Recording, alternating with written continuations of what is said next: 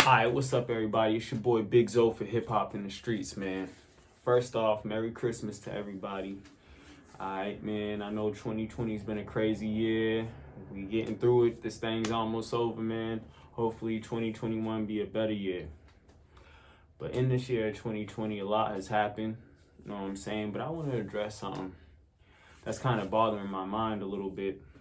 I've been watching things and putting things together, and just, some things just seem a little strange to me, man. Managers. Alright?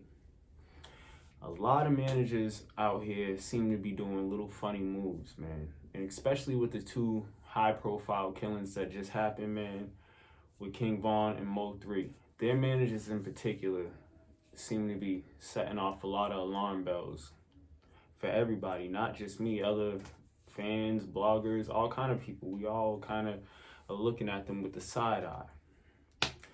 So first I want to talk about Mo3's manager, Rainwater. This dude, man, he clearly had some kind of tension, animosity, maybe jealousy towards Mo3 at some point, because you could just, you know what I'm saying, you got to read between the lines in these interviews. And when you read between the lines in all the interviews he does, it seems like he's trying to he's trying to distance himself from it, but at the same time, the things he's saying are making him more and more guilty. Like, you know what I'm saying? It's just, why do you seem to have like some kind of animosity towards Mo3? I think, you know what I'm saying, Rainwater and him were having a little falling out.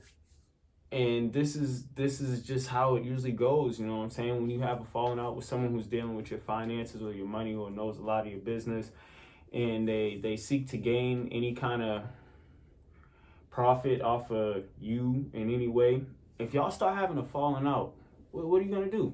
You know what I'm saying?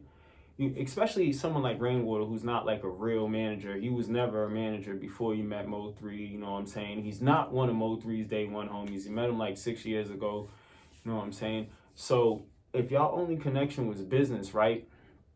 And y'all start getting into it over things, you know what I'm saying? Like whether Mo3 should carry a gun for protection and trying to not be so street and stuff like that. Once you start getting into those kind of issues, you know that particular artist is going to separate from you at some point, probably fire you. And then him dealing with Boosie, he's probably like, okay, yeah, he's definitely going to get a new manager. You know what I'm saying? And we know, like, recently, Yellow Beezy and them had just beat Rainwater up. But do we know what that fight was really about? Was it really just on some beef stuff? Or was it, you know what I'm saying, you said you was going to help us get rid of this dude, but he's still shooting at us, and bang, bang, bang, and then miraculously, some months later, Mo3 ends up killed. I don't know, it's just some crazy stuff, man. Y'all go watch the interview and peep the things he says. There's like little animosity towards it, you know what I'm saying? And when an artist dies, their manager comes into the spotlight somehow. You know what I'm saying? Like, people weren't really checking for Rainwater before Mo3 passed away. People weren't really checking for the dude Track, who's King Von's manager, and YNW Melly's manager. That's a weird coincidence too. We wasn't checking for them people per se before this happened, but now that it did happen, we are. We're Googling their names, we're checking them out, you know what I'm saying? They're gaining popularity off of it. That's another angle that I always think is weird. You know what I'm saying? I don't know. I just get funny vibes off the dude Rainwater. He seems like he wants to be a rapper or something. I don't know. He wants to be some kind of celebrity. He wants some stardom. You know what I'm saying? But he just seems like a dude that's trying. Like now he has number 7 in Donda. But even though he has those artists were really Mo3's artists. So he didn't have those artists. So that leaves me with what I had previously said. You know what I'm saying? Mo3 was his only tie. So if Mo3 stepped away, number 7 and his other artists were going to go with him. So Rainwater would have been left with nothing. And that just seems like something that most people, and you're not going to want to admit this, but in the back of your head, you're not going to let your money bag go away. Nobody is. You know what I'm saying? And some people are going to deal with it underhandedly, and some are going to deal with it above the table. I think Rainwater took a real underhanded, grimy approach to it, and I think that's how Mo3 ended up killed. I don't know. Y'all hop in the comments and let me know what y'all think about this theory, because I'm definitely going to do some more digging and find out what's going on with this dude, Rainwater. But what I really want to talk about is King Von's manager, Track. This dude is weird. You know what I'm saying? There's so many things that are weird about this dude, about the story that he told, about the fact that we didn't even really see this dude in the public eye until after this. And yo, alright, check it. Do y'all know that this dude, Track, he has this like 100K management company, him and his wife. You know what I'm saying? They are the CEOs of it. Bing! They are the CEOs of it, and they are like, they find talent or whatever. And you know what a management company does? You know, they book shows, they get them other features with other artists, stuff like that. They do that type of stuff. But I got an angle that I think is very interesting, and to me, it seems very true. You know what I'm saying? All right, so check this out, right? When you listen to the story that this dude Track tells, he's like, all right, Rondo and him he doesn't even say his name. He just keeps saying those other guys. He says he's not going to say their name. But he says Rondo and them were not aware that King Von and them were in the area and nothing like that. They were the ones that were supposed to be sitting in the car unaware. You know what I'm saying? Because that's what he said, that Von's friend ran up and said, yo, so-and-so's in the car, he's sleeping. Not literally sleeping, but, you know, you're from the streets, you know what he means. He's sleeping. He's not awake. He doesn't know. He's lacking. Chicago word. You know what I'm saying? But in actuality, when you see the video, Quando Rondo wasn't even sitting in no car. He was standing outside the car. And when you watch the video, Quando Rondo actually sees King Von before King Von sees Quando Rondo. When Quando Rondo spots King Von, he starts walking towards him. King Von's still looking like the opposite way. He's looking like left, and Quando Rondo's coming from the right, from the side of the truck. He doesn't even see him. You know what I'm saying? And this is some weird stuff too. If you're Quando Rondo, you know you got problems with them. King Von was walking with like a crowd of people. There was mad dudes right there. You know what I'm saying? And they were all walking behind Von. They were coming with him. It was like a little wave. If you're Quando Rondo and you know you got problems, you're gonna walk straight up to this crowd of people and you're like 5 foot nothing, and then it's Von and a whole bunch of old block guys. Nah, you're not gonna do that. So that alone is strange. You know what I'm saying? So they weren't sleeping. They were outside of their car aware. And he seen Von before Von seen him. You know what I'm saying? Boom. Von sees him, hooks off, they mixing it up. It's not even they mixing it up. Von's treating this boy. You know what I'm saying? He's beating Quando Rondo the whole fight.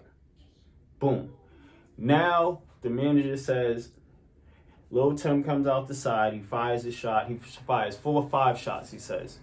And he says he shot and Von shot. For one, we've never had no definitive proof that Track was shot. I mean, even in this picture, he's smiling. He's smiling with crutches, bro. Who smiles after they just lost their artist, you know what I'm saying, which is their meal ticket, and you just got shot, but you're cheesing in this picture with your crutches? Looks pretty staged to me. That's bullcrap. You know what I'm saying? And then the way he tells the story in this interview is basically like he's a character witness for the defense. You know what I'm saying? Because the way he paints the story is, one thing he said, already wrong. Von wasn't in his right state of mind that night. He's not how he normally was. What? 2, he says that Quando Rondo and them were not aware that King Von and them were there, and King Von hopped out the car and went to attack Quando Rondo. So what does that mean? If someone's attacking you, you're just minding your business, doing your own thing, you know what I'm saying? You're at an event, you're at a parking lot, chilling, talking to your friends. Someone comes, attacks you, you know what I'm saying? You and your little entourage are one group, and they're another group. And this group is a group of known gang members. These are O Block members, known killers. You know what I'm saying?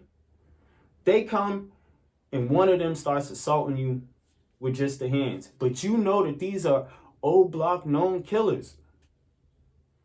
basically, he painted it so the self-defense claim is just going to go real smooth in court for Quando Rondo and Lil Tim. Because that's what he basically said. He said Vaughn wasn't in his right state of mind. He hopped out the car at the mention of Quando Rondo's name, proceeded to go over there and beat Quando Rondo down with the rest of the homies who were also advancing to it. You know what I'm saying? Because like he said in the video, you see everyone, it's like a back trail behind Vaughn. Everyone's coming. So what you're saying is King Vaughn is beating up Quando Rondo, and there's a crowd of people who are with King Vaughn that are advancing onto the scene, which leaves Quando Rondo and his entourage in a self-defense or defensive position for Lil Tim to hop out and start shooting because y'all are known killers. Y'all came and attacked, and I'm just defending myself. If that happened down here in Florida, it would be no question of what it was. If they were standing their ground, they were minding their business, they got attacked, someone got killed, but it was the person who did the attacking. They're naturally going to say, stand your ground is a law, and that's automatically going to be self-defense. So I feel like, you know what I'm saying, this dude Track probably put together some kind of weird little thing in his head where he thought it would be okay for like, all right, if Vaughn gets killed, you know what I'm saying? Because he, like he said, that night he knew Vaughn wasn't on point. So why did you let him do any of the things you let him do? Because you knew he wasn't his normal self. But instead of stopping him, you know what I'm saying, you let him crash out because you figured like, all right, I'm riding this wave. Vaughn's successful. But if Vaughn dies, you know what I'm saying, the attention's going to come to who else was there. I'm there. I'm going to say I was shot. If y'all look at this dude Track, doesn't he look like he wants to be a rapper? He doesn't. He don't look like he wants to be a rapper to you. That's my whole thing. I think that these managers pop out of the back scene. And Rainwater too. Because if y'all know anything about this Rainwater dude, y'all know he was trying to be a rapper before he met Mo3. But it wasn't going nowhere. He was trash. You know what I'm saying?